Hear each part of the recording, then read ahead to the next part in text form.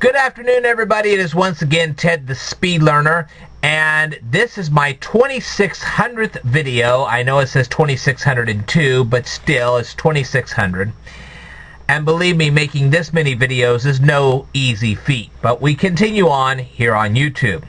Now, I wanted to thank a whole bunch of people, especially Booball1067, Crazy Josh Cravies, and Andrew Wyatt, and on top of that, Jacob's Videos, for continuing to subscribe to me, as well as anybody else who has decided to subscribe to me and has kept in touch with me too, because it's really nice to know that I do have some support out there.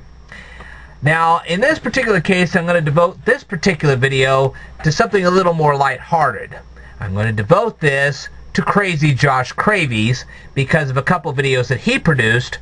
Number one, he was talking about how he would rank the 6 Star Wars films that have been out so far. Okay, and this would be the films of The Phantom Menace, Attack of the Clones, Revenge of the Sith, A New Hope, The Empire Strikes Back, and Return of the Jedi. He ranked all 6 of those films. And I can say that I don't exactly agree with his rankings, and this is the reason why. Okay. Now you have to keep in mind, I was around in 1977 when they originally released Star Wars A New Hope. I was around at that point. And in those days, when they filmed sci-fi movies, most of the time the aliens were the bad guys, everybody was terrified, and the special effects were pretty cheesy. Okay, I can name you off a few rare exceptions. War of the Worlds was done pretty good. Also, 2001: A Space Odyssey was done pretty good. Even Star Trek, the TV series, even that, with all of their storylines, and they did have some pretty decent storylines, the problem was their special effects were really, really cheesy. So when Star Wars showed up in 1976, that was quite stunning. For what science fiction was back at that time, especially if you went to the cinema, that was stunning. And it's because of that that I rank Star Wars A New Hope number 1. Now, what about The Empire Strikes Back?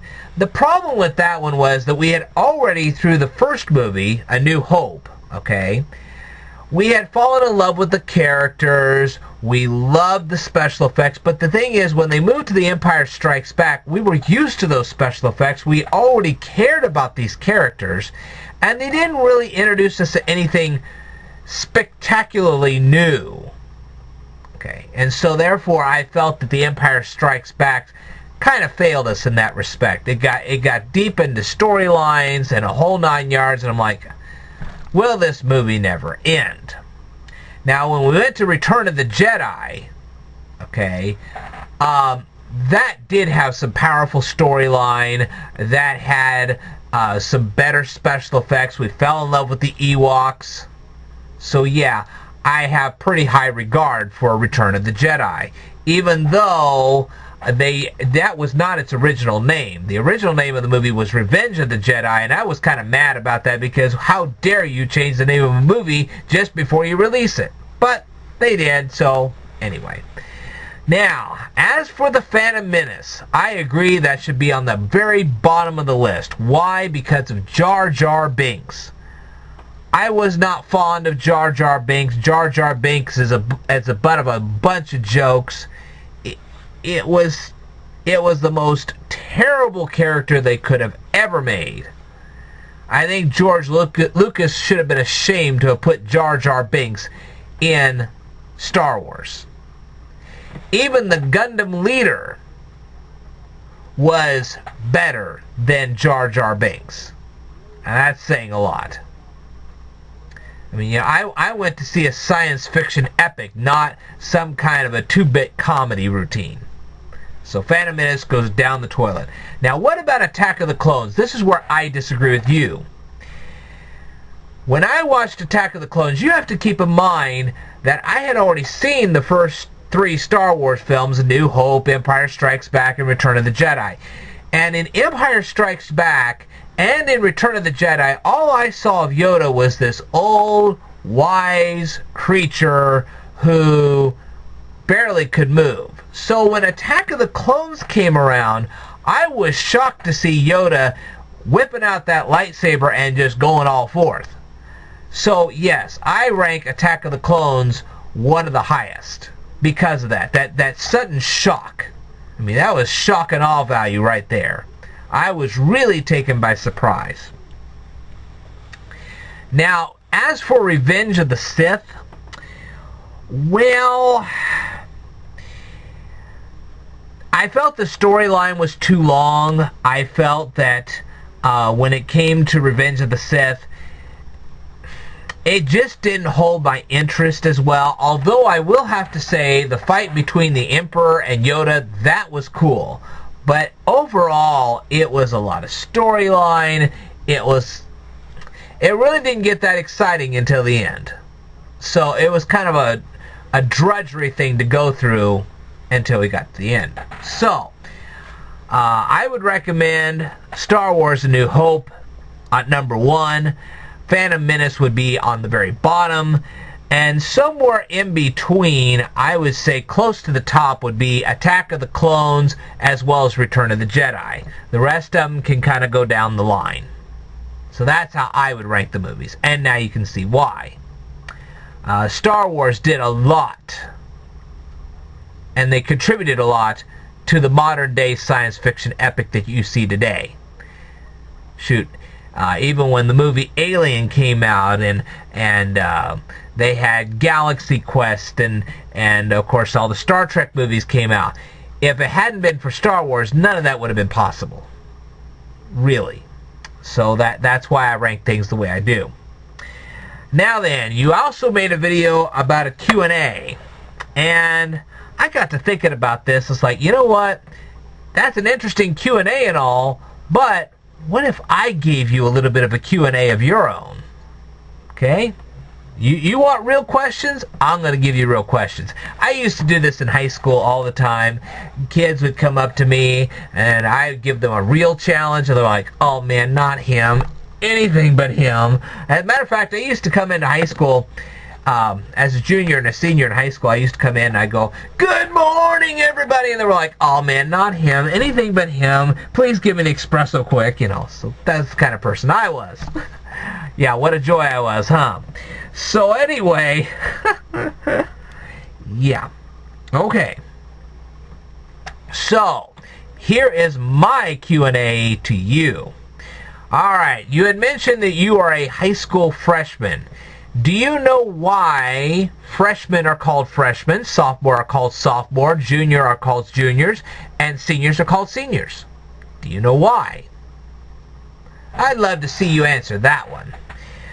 And the reason I say that is because when they used to have the one-room classrooms, when you got out of the 8th grade, you were done with your education. Unless, of course, you had the money to go on to a higher level of education. But back in those days, when you got out of the 8th grade, that was it. A lot of people don't know that, but it's true. So, can you tell me how it got started that freshmen were called freshmen, sophomores were called sophomores, juniors were called juniors, and seniors were called seniors? I'd love to see your answer on that. I'd look it up myself, but I have so many other things I've got to do that I'm going to let you do that one. Now, can you answer me why telephones ring at appropriately the wrong time? I can't believe this. Every time I turn around, I try to make a video, and then the phone rings. That's bad. Anyway, so, can you answer me why telephones ring at exactly the wrong time? Alright, now you had mentioned that you owned a Super Nintendo. Yay! I also own a Super Nintendo. I also own a Nintendo 64. I also own a GameCube. I used to own a Wii, but I gave it to somebody else. That's because I never was playing it. Anyway, how many watts of power does a GameCube, a Super Nintendo, and a Nintendo 64 take?